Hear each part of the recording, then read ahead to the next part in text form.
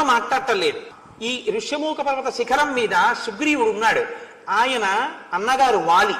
ధర్మాత్ముడైనటువంటి సుగ్రీవుణ్ణి వాలి రాజ్యం నుంచి వెళ్ళగొట్టి రాజ్యాన్ని సుగ్రీవుడి భార్య రుమని కూడా హస్తగతం చేసుకున్నాడు. అదిగో ఆ సుగ్రీవుడు పంపిస్తే నేను వచ్చాను. ఇది చెప్పమని చెప్పారా? ఇది చెప్పమని చెప్పలేదు సుగ్రీవుడు.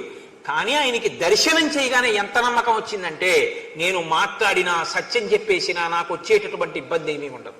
కాబట్టి సుగ్రీవుడు నన్ను పంపాడు, నేను మీ దగ్గరికి వచ్చాను. నేను సుగ్రీవుడి యొక్క మంత్రిని, నా పేరు హనుమ అంటారు.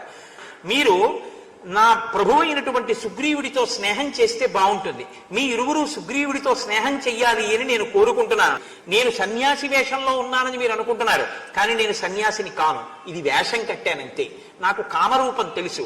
కాబట్టి సన్యాసి వేషం వేసుకుని మీ దగ్గర సత్యం తెలుసుకోవడానికి వచ్చాను. నేను యథార్థానికి వానరాన్ని. నేను ఎక్కడికైనా సరే ఎగిరి వెళ్ళగలను. ఏ రూపం కావాలంటే ఆ రూపాన్ని పొందగలను అని తను సన్యాసి వేషంలో ఉన్నాను అన్న విషయాన్ని చెప్పేశారు రామలక్ష్మణులతోటి. అంటే ప్రభు కార్యం మీద వచ్చిన సుగ్రీవుడి దగ్గర నుంచి బయలుదేరి వచ్చి సుగ్రీవుడికి అపకారం కలిగేటట్టుగా ప్రవర్తించడం హనుమ యొక్క ఉద్దేశ్యం కాదు.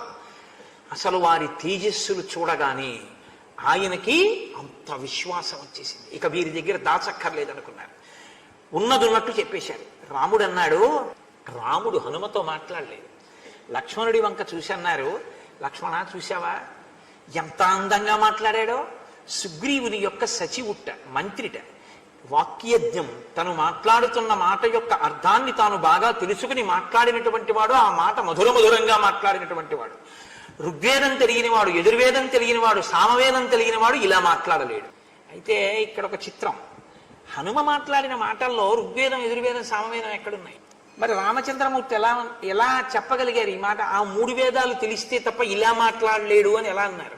నా ఋగ్వేద వినీతస్య నా యజుర్వేదధారిణ నా సామవేద వినీతస్య అని రామచంద్రమూర్తి అన్నారు అంటే దానికి కారణం ఏమిటో తెలుసా అండి?